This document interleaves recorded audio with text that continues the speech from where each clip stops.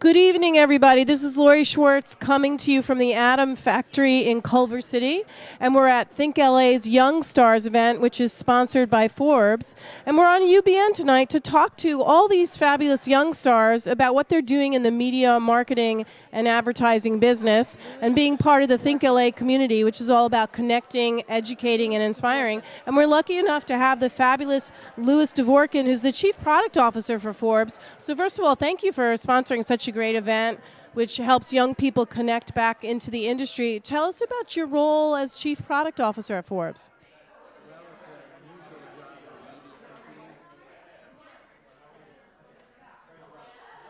Okay.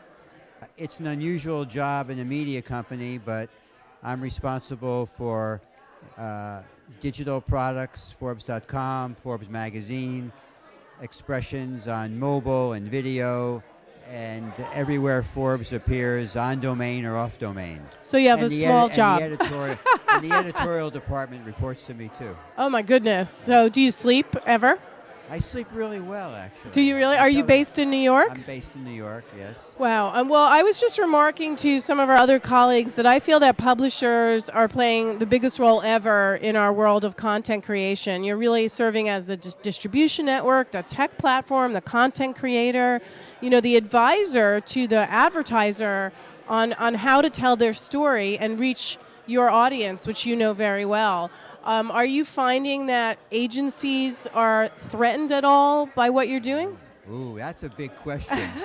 Since I've had my role for the last 5.5 years, I've counted up, I've done 300 sales calls in 5 years. Okay. So I've been to every agency you can imagine and clients, and I'm not so sure I wouldn't say threatened is the right word. I would say they're certainly anxious about the changing world of digital publishing and the role of content marketing and things like that, where agencies have staffed themselves from a personal standpoint and an incentive standpoint for a different kind of model to create advertising than is the kind of model for advertising that is going to win the day moving forward, that being something other than a banner ad or a 30-second spot.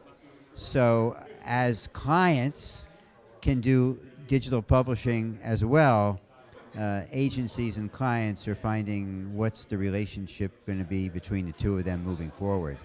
That's a great answer, because I know also agencies obviously are coming to you. They're your clients as well. But a lot of brands are coming to you straight as well as too. And how do you get inspiration for these new products you're creating? Like, what's your process when you decide to launch a new product at Forbes or try a new platform? Well, I used to say I used to be a journalist, but now I'm some combination of product person, editorial person, publisher, technologist, and the reality is what inspires us to do what we do is the changing audience, and the audience is wants new things, consumes things in a new way, communicates in a new way, and if we don't keep up with that, not even keep up with it, if we don't get ahead of it as best we can, then we're going to lose our audience. So that's where the inspiration comes. What does the audience want? And I think that's the challenge for advertisers and marketers and agencies as well, is that the audience is always ahead of the game.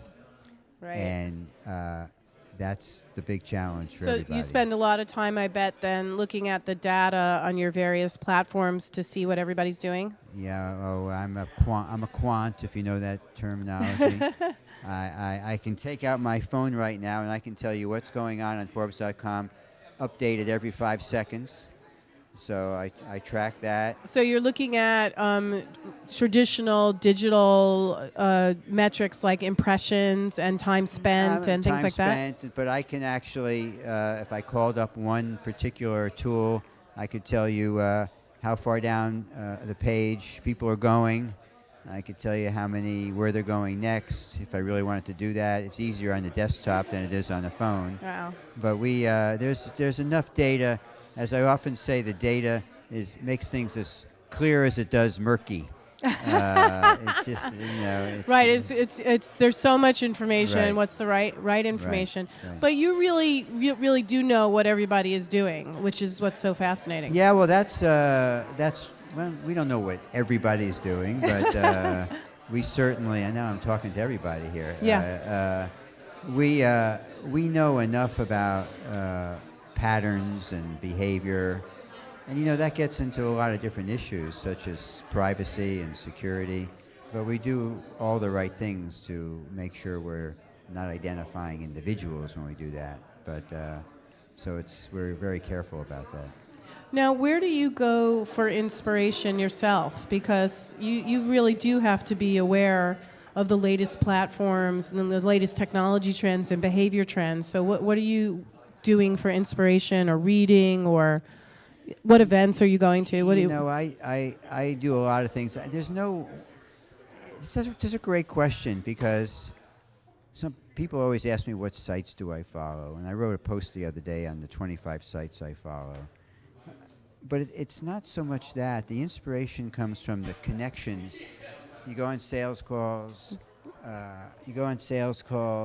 you visit ad agencies, you come to events like this, and all of a sudden things start to connect. Right, So right. It's not like, it's the aggregation of all these inputs. It's the aggregation of all the impressions and input, and you go, duh, okay, let's do that. It's interesting, we're on this show, doing this right now.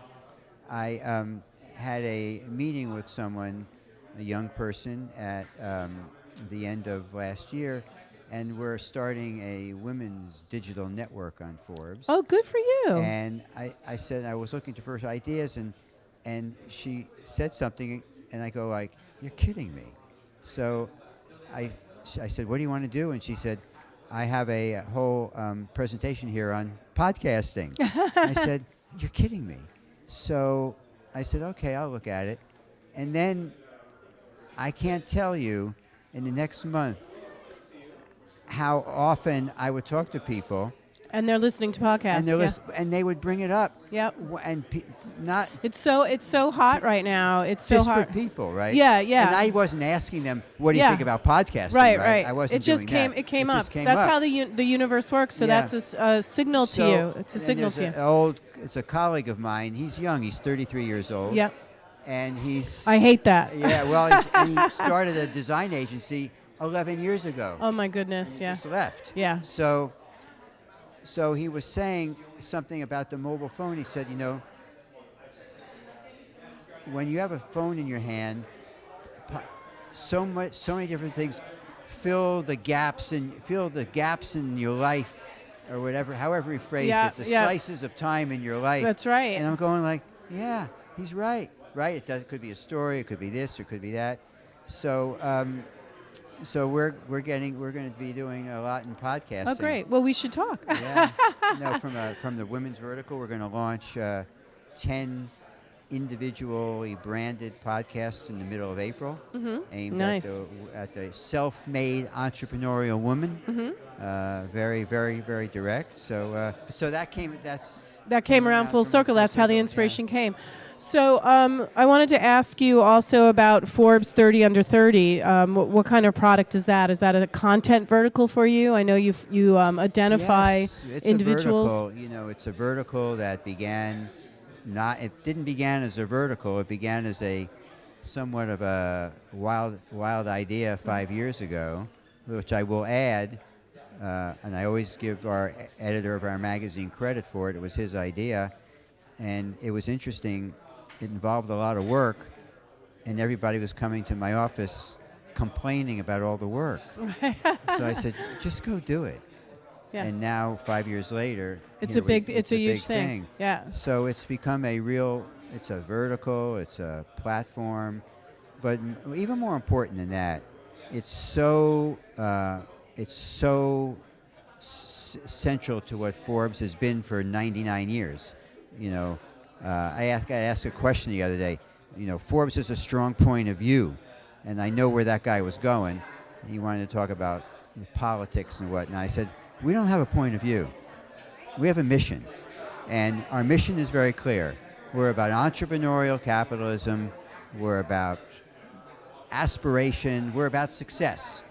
And the under 30 franchise is every one of those multiplied, right? Right, right. So whether you're 70 or 80 or 30, you want to do well, you Yeah. want to succeed, and whatever. So the under 30 franchise is like perfectly suited to the vision and mission that Forbes has had for this whole time. And by the way, it's more in sync. That mission is probably more in sync with a generation than it has ever been before. Yeah, very true. It's really Well, nice. the Forbes brand also, I think, is really interesting because years ago I may not have thought I was someone that should be involved with Forbes. I wasn't a business investor, I wasn't running a company, I wasn't involved in finance. But now I find it to be very impactful daily for just understanding the world I'm living in. So there's been sort of an evolution to the brand as well. Was that something that you guys were doing on purpose, or did it naturally happen? It was definitely on purpose. Like most publishers are closed environments. You hire some people and they do some work, but you can only hire so many people because that's the way it works. We have gone from a website to a publishing platform. So it's no longer journalists. It's 2,000 contributors, and these contributors are journalists, they're entrepreneurs, they're doctors, they're lawyers, who are all writing content through the lens of the Forbes vision.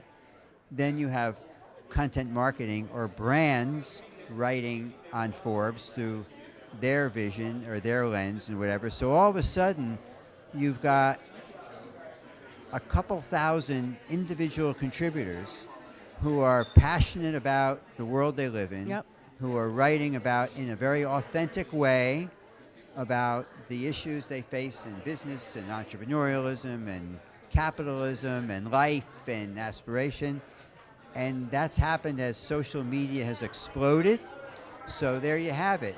And that's why our audience has quadrupled in 5 years, which is somewhat, Well, as I look it's back, fantastic. shocking. So, it's a great story. Yeah, it's a great story. We have our challenges. Yeah, right? of course. But, Well, the line between journalism and native and all those controversials we is are, very challenging we're redefining the lines.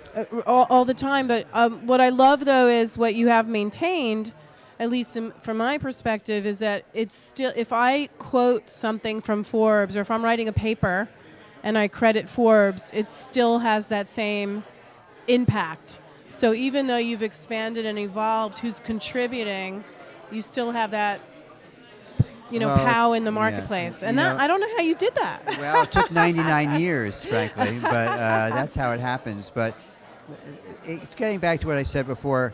Forbes means something to people. Mm-hmm. You have a lot of new young brands, and I'm not going to name names, Yeah. but they're still trying to find their meaning. Right. But the Forbes meaning is our meaning is defined in one word: success. Everybody gets up in the morning and wants to be successful. People that get up in the morning and say, I really want to screw things up today, right? They generally don't want to do that, right? Right. They want to be successful. I mean, there are different measures of success. Mm-hmm. I think for the longest time, Forbes, right or wrong, the measure of success was how much money is in your bank account, right? Yeah. But the measures of success are changing now for a younger generation. Yeah, everybody wants to be able to live nice, but they also want to feel they're contributing to a community or a society or Yep. philanthropic in some way. So those are different measures of success, and we have added those kinds of metrics or whatever you want to call to the Forbes To what your success metric is. Right, it is. So. Well, we have to sign off for a minute because we're about to start the live event here for YoungStars at the ThinkLA event that you guys are graciously sponsoring. I want one last question for you. What is the big trend that you're seeing bubbling up right now that you're the most excited about, either in technology or in marketing? Anything that you can't wait to get your hands on personally, or? I can't wait to redefine, reinvent the 1,000-word story for the cell phone. Oh, wow. Okay. And that's a paradigm. The newspaper story became a magazine story, and those two became the same exact thing on the desktop. Right. And then it became this thing on the cell phone, but it doesn't really work on the cell phone. So there needs to be a new way to tell a story that's not so linear and not so many words, and that gives the opportunity for someone to drill deeper, but also to go horizontally across. And if I showed you what's on my cell phone right now, you'll see where we're headed, but I'm not going to do that. Well, that's a very challenging and exciting proposition. So we have to wrap it up now. We're going to go to the live event, but thank you so much, Thank you Louis very much. DVorkin from Forbes, Chief Product Officer, giving us some love on what's going on with Forbes and where everything is going. Thank you so much. Thanks.